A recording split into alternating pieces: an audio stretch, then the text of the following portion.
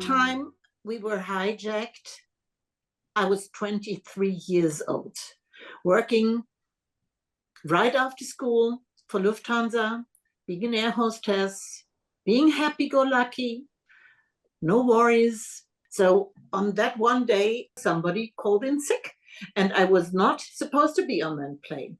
Nobody of us was supposed to be on that plane. We all came from standby, but it was just to Mallorca and back.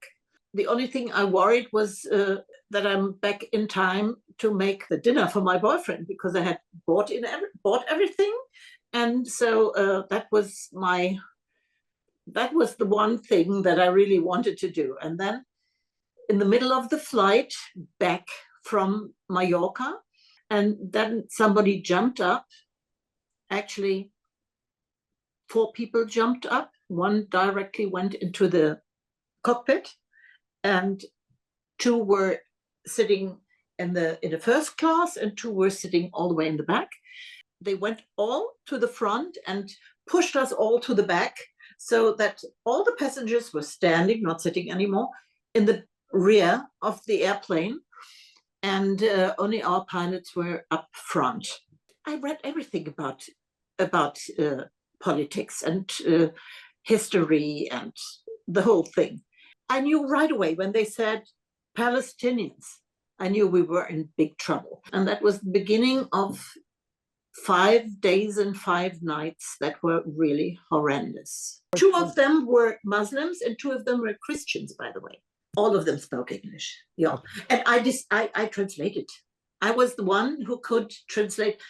Now I'm a little bit, I used to be better in English because I spoke it all the time. And I translated right away, simultaneous, all the speeches. And oh, well, we had to fly somewhere to get gasoline.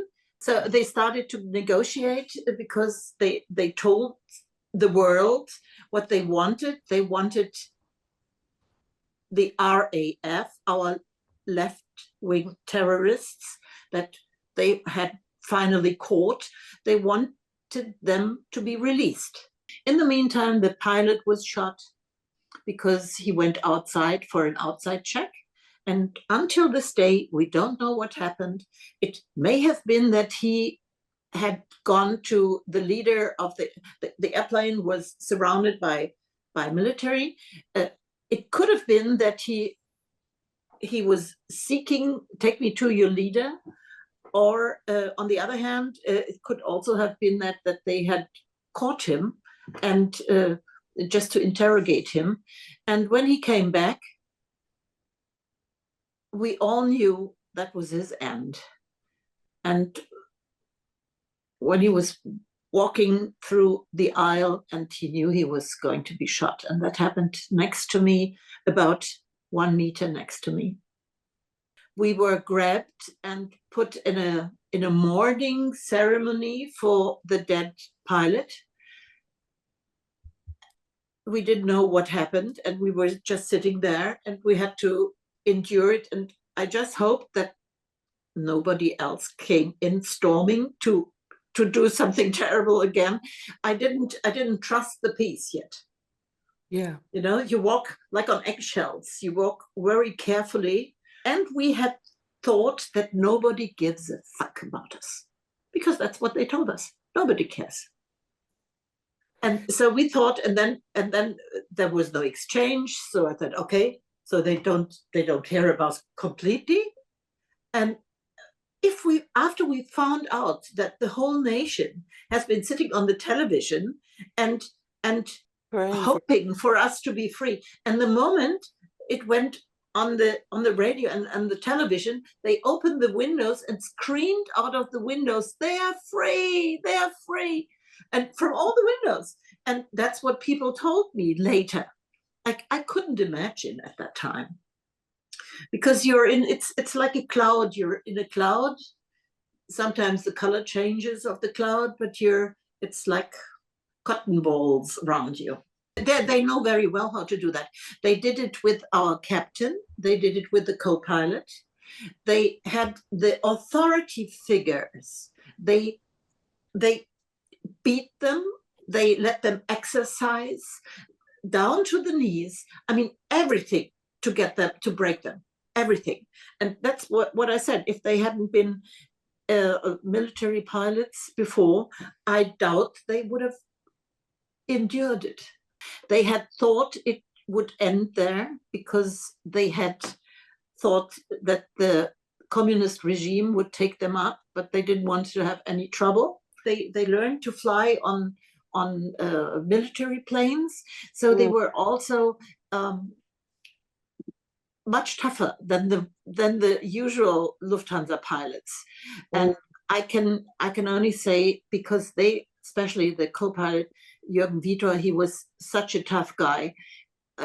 I do own my life to him, definitely, because he never lost his nerve.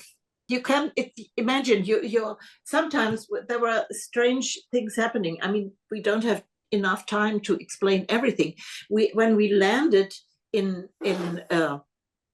Aden, they had blocked the landing strip, and he landed next to it on the gravel in the sand.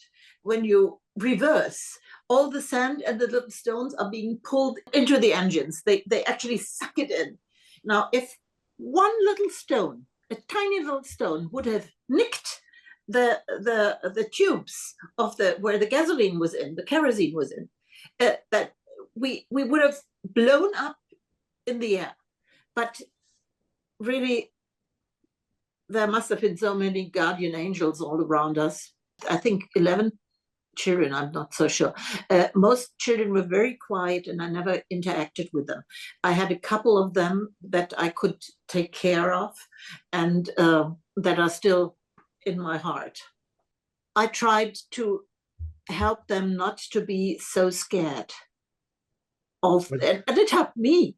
You know, if you have a work to do, if you do something for others, then you don't have time to be afraid. Most of the time I was mad as hell. They went through the passports, collected all the passports, and then they went through the passports. Luckily, there was no Israeli passport. They would have been dead, you know. But the woman sitting next to me, the only Jew I knew on that plane, she was sitting right next to me. She gave me all her jewelry. She said, "I will be shot. You give this to my daughter if you get out here." And I said, "Look, listen, okay." I put it in the front, and she said, they go through it now. They see all my stamps in the passport for Israel, and then they will kill me. And then I was 23 years old, you must imagine. And it went in my head, said, "Okay, you're Catholic. Your brother is a priest. Your brother is working in Jerusalem. You visit him regularly. You love your brother very much." And she said, "Yeah, okay." But then she started to recite the Jewish Shema Israel. She said, "Shema Israel." I said, oh, not quite as loud, because I'm sure they recognize it. Yeah. And she said, "And remember, you are Catholic. Put it in your head." And before, she had problems with her eyes. I mean, 5 days, hardly any food, hardly anything to drink. Some people went crazy. We could go on like this for a day. You know, I could tell you stories. And one of the terrorists, one that was shot, put eye drops in her eyes. And from that moment on, I tried to make her palatable. I told little stories about her, how nice she was. She's crying because she wants to see her grandchildren again. And she's such a nice woman. And she's so grateful that you put the eye drops in her eyes. You know, I went like this all the time. And when they found, after searching all the passports, her passport, "Who is this? Who is?" But that's the nice lady with the grandchildren and with the eye drops, you know, the really nice lady. And then he said, "Okay, and put it away." And then I thought about, who was it? Was it Goebbels? One of those Nazi leaders said, "Who's Jew? I decide who's Jew." you know? And so that reminded me so much about that. Yeah, I'm not a very religious, I'm not a religious person at all. When I can't explain why at that moment I myself decided, I think I should better sit down. It was quiet. They were trying to make the exchange because they had tricked them into believing that the German terrorists are coming now, and they tricked us. They tricked them into the exchange, and they were all in the front. And funny enough, I said, I think I'm going to sit down. And I was always on my feet working and caring about the people. At that moment, I decided I have to sit down. And I sat down, and that's when it started. It made click. And I said, okay, I just hope the Somalis are not coming, because then it will be a massacre. And it made click, and then loud noises. And I was throwing myself over the passengers that were sitting next to me. I was the last one on top. And then I heard German voices. Runter mit den Köpfen, down with your heads. Where are the pigs? Wo sind die Schweine? And so, and everybody said, in the front, in the front. So, okay, we were hiding. And then one guy was a very good looking and not so evil towards the passengers than the others. He threw a hand grenade under the seat in front of me. And it went, I saw it. I saw it go, go, go, go, go, go, go, go. And then I said, okay. As I said, I read a lot. Do I have to inhale or to exhale so that my lung doesn't explode? That was minutes, seconds. It goes, and I exhaled because I thought otherwise the lung would explode. I don't know. And so it did blow up. And then I looked, okay, there's something, but I'm still fine. You know, nothing. If I had lost a leg or a foot, a price I was willing to pay for being free. You wouldn't believe what you're willing to do to get free. And that they get those bastards. It took months of getting all the dirt out of the tiny little splinters that were in me. It was the seat in front. It was the glass from the those. Had it been a real hand grenade, I would have been gone. But it was a glass hand grenade filled with Semtex, because that's what the machines didn't detect at the airport. And so the glass hand grenade exploded and put stuff into here. And here, and the leg, everywhere. This surviving terrorist, she said, but hijacking worked. Yes, it worked until that moment when the GSG-9, which is the special forces, came and rescued us after 5 days and 5 nights.